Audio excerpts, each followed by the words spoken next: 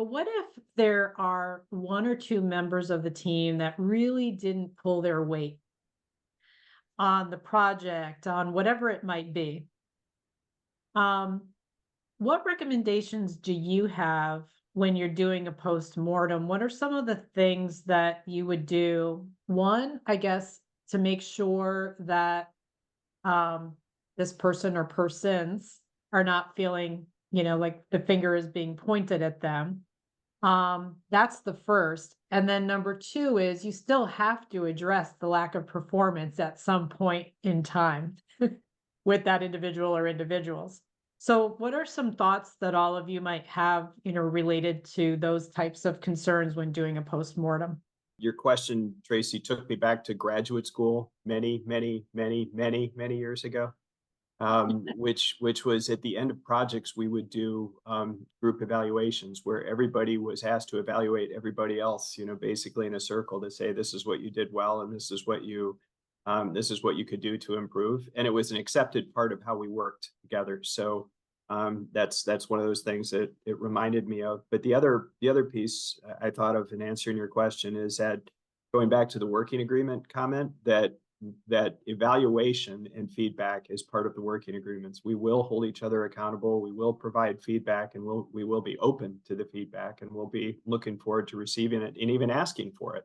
So asking for feedback always makes providing the feedback a little bit less painful, right? When somebody's like, I know that's part of how we work, and I'd like your feedback. Um, and maybe even starting with, a self-evaluation too, to make it easier for others to provide feedback. But making sure it's just part of the process, so it doesn't feel like it's a surprise and it doesn't feel it's out of left field. Hey, another baseball analogy about that. Yeah. It's part of how a team works, and they're committed. The team is committed to getting better and getting better through providing feedback to each other. And I think along with that, about it being part of the process is again not to wait to the end. So if there are mile markers along the way of the project, so that there's opportunities to redirect. So you notice that person A isn't pulling their weight. You have an opportunity to figure out why. Do they not know what to do?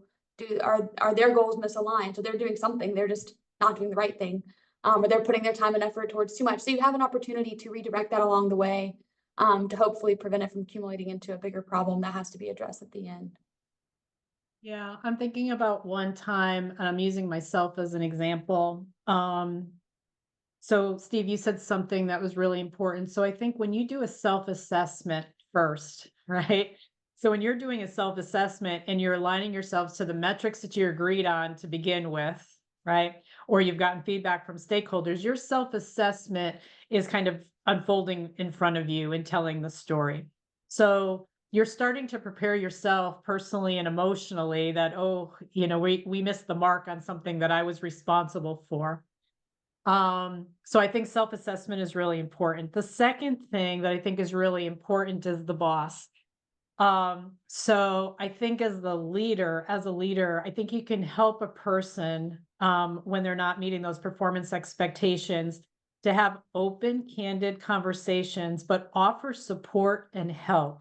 So it's not just finger pointing, because in the end, when you're a leader, ultimately, if it's the goal of your team member, it's your goal as well.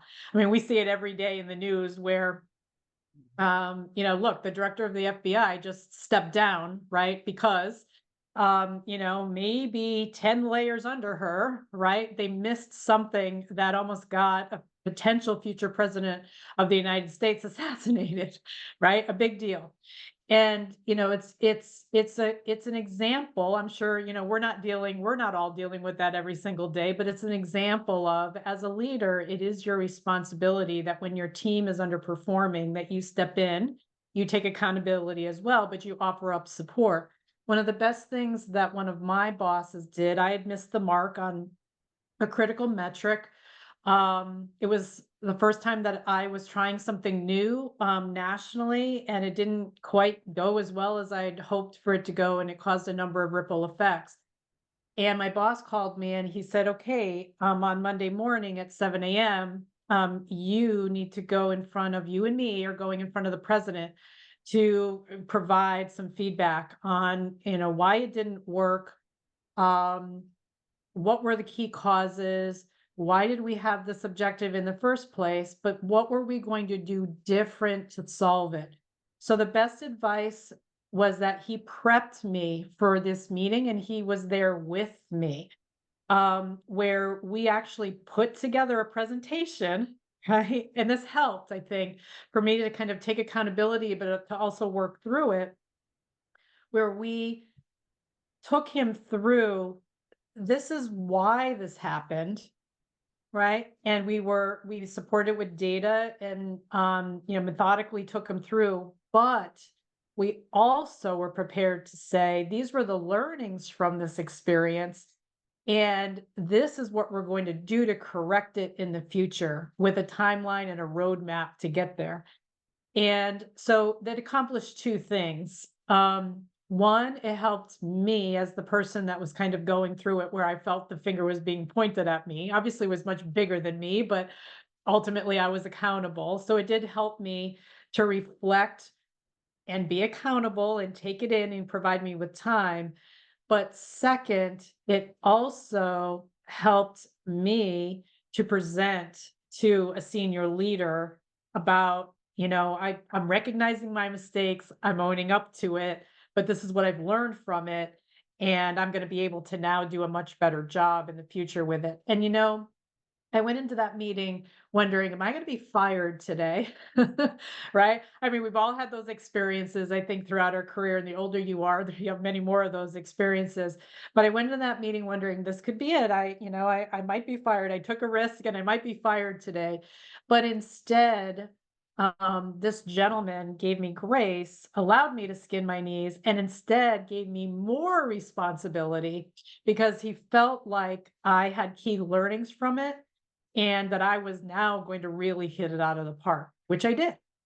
And got a great big promotion and raise from it. But yeah, I just think as a boss, you can do, it's critical for you to be alongside that person, and make sure that you're helping shore them up and lift them up. But still making sure that you're holding them accountable to the results. I did not get a bonus that year, by the way. So I was accountable to my poor results. But anyway, I think that those are two key ways to make sure that that you're making people feel comfortable if they make a mistake. So it's not, we say process improvement, but there's also a lot of people improvement that goes into this.